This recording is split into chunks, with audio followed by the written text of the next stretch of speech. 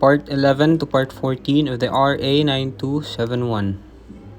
Section 53, Preparedness and Response Guidelines. 53.1. The Bureau of Quarantine shall institute rules and regulations governing the measures for the control of the introduction and spread of public health emergencies of international concern at the port and airport of entry. 53.2.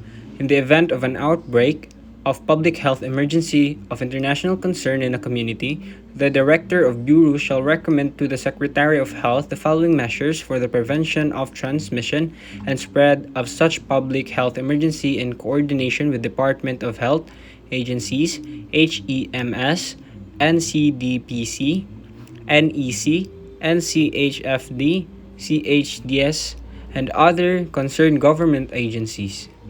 53.3. The Secretary of Health is authorized to mobilize other government agencies for the purpose of preventing the introduction, transmission, and spread of public health emergencies of international concern. Section 54. Cholera. 54.1. A ship or aircraft shall be regarded as infected if during the voyage a case of cholera has occurred on board.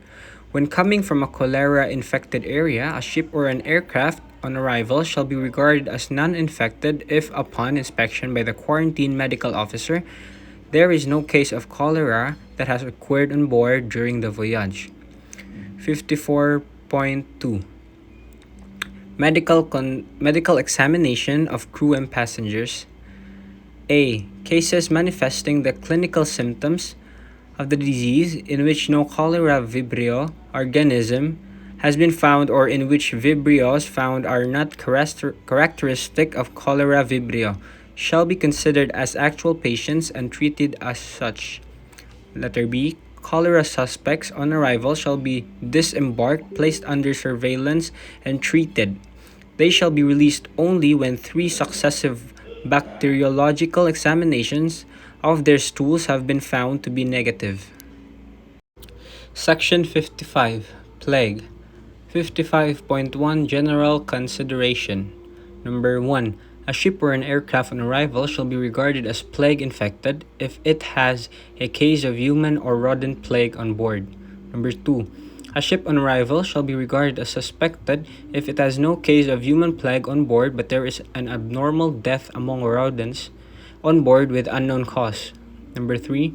A ship or an aircraft coming from a plague-infected area shall be regarded as non-infected if on inspection the conditions specified in the preceding paragraphs A and B do not exist. Number 4. A ship or an aircraft shall be subject to fumigation under any of the following.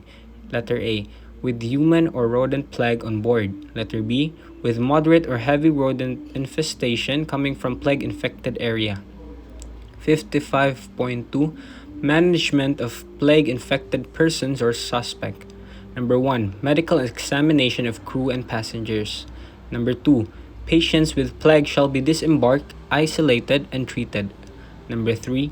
Asymptomatic suspect will be placed in quarantine or placed under surveillance for a period of not more than 6 days from the date of exposure. Number 4. Baggage of plague-infected person or suspect and any other article or part of the ship or aircraft considered to be contaminated shall be disinfected. Section 56. Yellow fever. 56.1. General consideration. Number 1. A ship or aircraft shall be regarded as yellow fever infected if it has a case of yellow fever on board. Number 2. A ship or aircraft shall be regarded as suspected if disinfection was not performed satisfactorily and live mosquitoes are found on board. Number 3. Any person over 1 year of age coming from a yellow fever infected area must possess a valid yellow fever immunization certificate upon arrival in the country. Likewise, travelers to yellow fever infected countries must also possess a valid yellow fever vaccination certificate. Number 4. Any person arriving from a yellow fever infected area without a valid certificate of vaccination against the disease shall be placed in quarantine for a period of not more than 6 days, reckoned from the last possible exposure or departure from the affected area. 56.2 Management of yellow fever infected person or suspect. Number 1. Medical examination of all passengers and crew. Number 2. Temperature of all passengers and crew may be taken when necessary. Letter A. Any person under observation presenting a fever above 38 degrees Celsius shall be isolated in a screened room. Letter B. The person afflicted by the disease shall be immediately disembarked, isolated, and protected by netting against the access of mosquitoes. Number 3. The ship or aircraft shall be inspected and subjected to vector control measures on board until such measures have been carried out. A vessel shall be considered in quarantine. Number 4. The vessel or aircraft shall be disinfected against mosquitoes before the discharge of cargo. The discharge of cargo shall be under the supervision of the quarantine medical officer and may be carried out by vaccinated persons. If unvaccinated persons are employed, they shall be kept under surveillance for 6 days reckoned from the last day of exposure on board. Section 57. Medical examination of foreigners, aliens for immigration purposes. 57.1.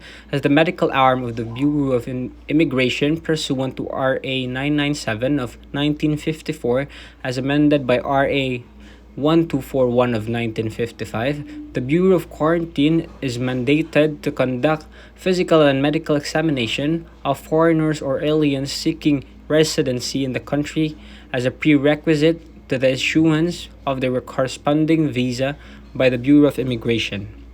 57.2 Classification of defects and diseases of foreigners or aliens which are subjected to administrative disposition by the Bureau of Immigration. 57.3 Only regular quarantine medical officers can issue the medical clearance of foreign or aliens. 57.4 Examination requirements for foreigner or alien. Number 1. Chest X-ray. Number 2. Serology. Number 3. Stool examination. Number 4. Urine examination. Number 5. Other examination when necessary. Section 58. Authority to utilize 50% of the income. 58.1. The 50% income generated shall be retained and constituted as a trust fund to augment the requirements of the Bureau for the maintenance and other operating expenditures and capital outlays. Provided, however, no amount in the said trust fund shall be used for payment of salaries and other allowances and benefits in cash or in kind. 58.2. The Bureau of Quarantine shall maintain separate books of accounts to cover the receipt and utilization of all income collected pursuant to the usual budgeting, accounting, and auditing rules and regulations. 58.3. Such income as enumerated below, which shall be referred to as quarantine income, in this selection shall be constituted as trust fund and shall be deposited in any authorized government depository bank. Number 1. Vaccination fees. Number 2. Laboratory fees. Number 3. Derating fees. Number 4. Service fees. Number 5. Fines and penalties. 58.4. The interest income arising from the trust fund shall be remitted to the Bureau of Treasury. 58.5. The other 50% shall be treated as income in the general fund to be remitted to the Bureau of Treasury. 58.6. The utilization of the income shall be approved by the Director of Quarantine upon recommendation of the Management Committee of the Bureau in the form of a resolution. Copy furnished the Office of the Secretary of the Department of Health and Department of Budget and Management. And lastly, 58.7. The Bureau of Quarantine shall submit to the Department of Budget and Management copy furnished